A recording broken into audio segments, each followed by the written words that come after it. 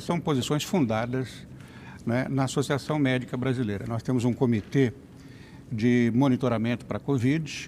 Lá reunimos algumas sociedades de especialidade, entre as quais, apenas para citar algumas delas, nós temos 12 assentos lá de sociedade de especialidades, mas as que estão mais em frente ou que estão voltadas para o enfrentamento da Covid. Sociedade Brasileira de Infectologia, de Pneumologia, de Imunologia, de Geriatria, de Terapia Intensiva. Então, são com base nessas sociedades e no monitoramento que fazemos a cada semana que nós emitimos posições a respeito.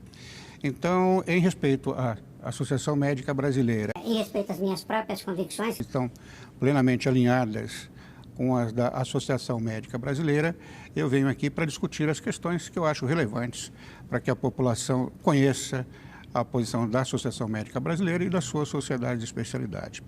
Uma coisa que eu acho que também precisa ser compartilhada com os telespectadores é de que maneira se constrói o conhecimento científico, né?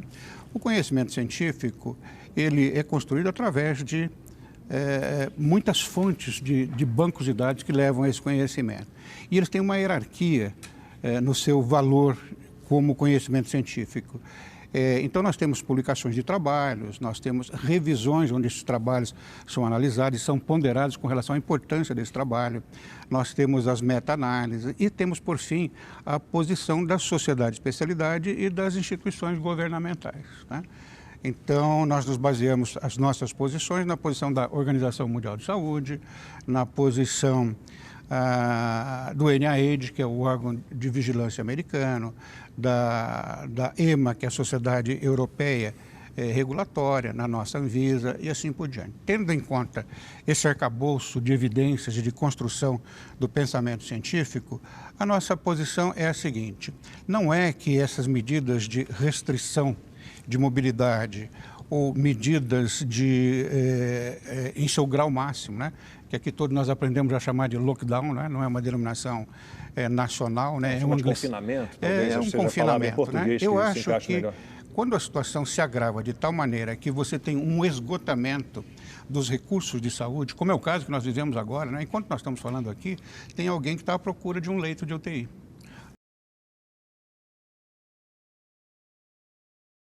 Não é? E esse leito de UTI não está disponível. Nós temos hoje uma lista de espera para ocupar um leito que vaga na UTI. Essa situação é absolutamente dramática. E a única possibilidade que se tem numa situação dramática como essa é você diminuir a transmissibilidade do vírus, né? E para você diminuir a transmissibilidade do vírus, você tem que fazer com que as pessoas tenham menos possibilidade de adquirir o vírus. Isso pode ser com distanciamento social, pode ser com máscara, pode ser com higiene das mãos, que são as medidas classicamente divulgadas pela imprensa todos os dias. Não há cidadão brasileiro que não tenha essa informação, até medidas de restrições mais severas, como essa que você me pergunta, o lockdown.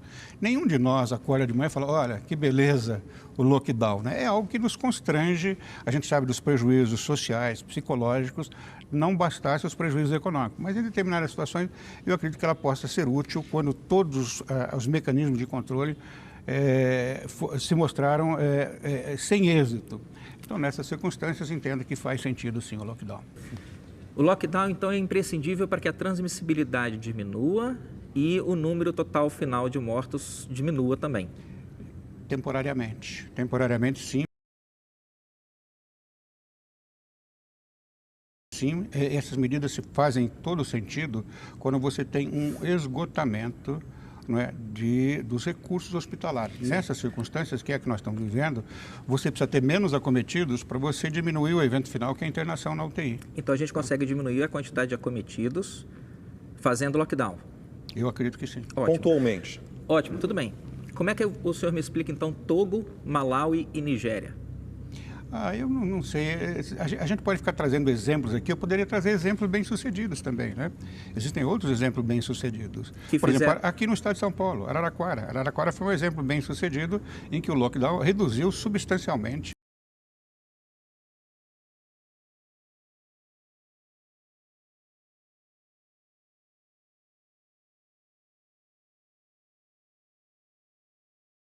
Eu acho que a questão, até usando a ferramenta que o Dr. Loyola nos sugere, qualquer dos telespectadores que estão nos vendo, usando de um bom senso, que a minha avó dizia, bom senso e caldo de galinha nunca fez mal a ninguém.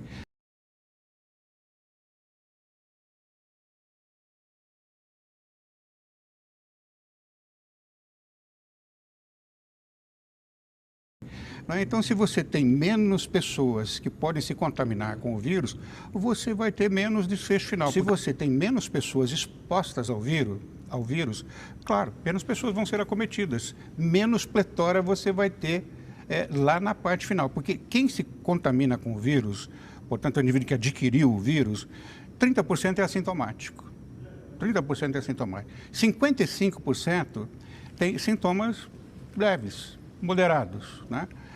Você vai ter 15% dos que sobram desse contingente, dos quais 10% vão ter sintomas que podem exigir uma internação hospitalar, e 5% vão para a UTI. Eu quero diminuir esse contingente, porque quanto mais casos, fracionalmente os 5% vai ter mais números absolutos. Mas se a gente olha para o total de mortos e a gente olha a lista de países com mais mortos por milhão, né, a gente vai encontrar uma miscelânea, inclusive vai encontrar mais países com mais mortes por milhão, né, daqueles que fizeram lockdown pesado.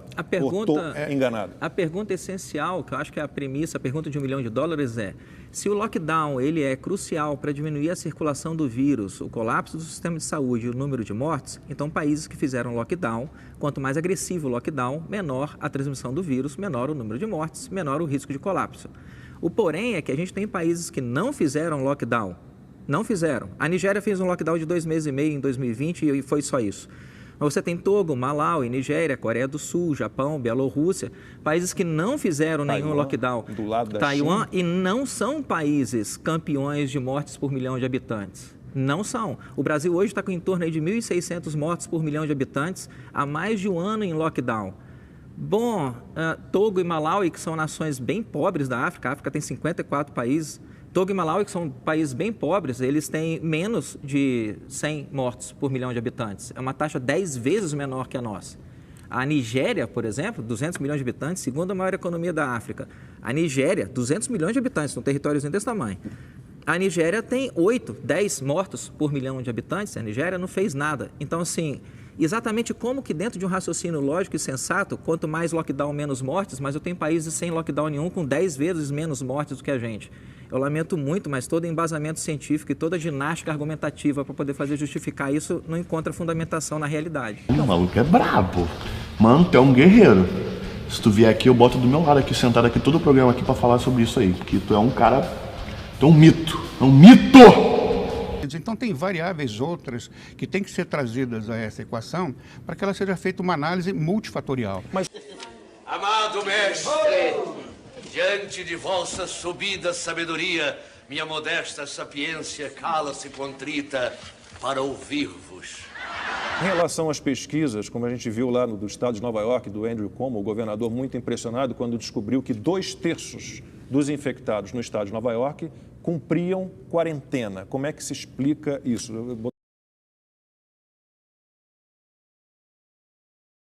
Looking down, looking down, looking down, looking down, looking down, looking down.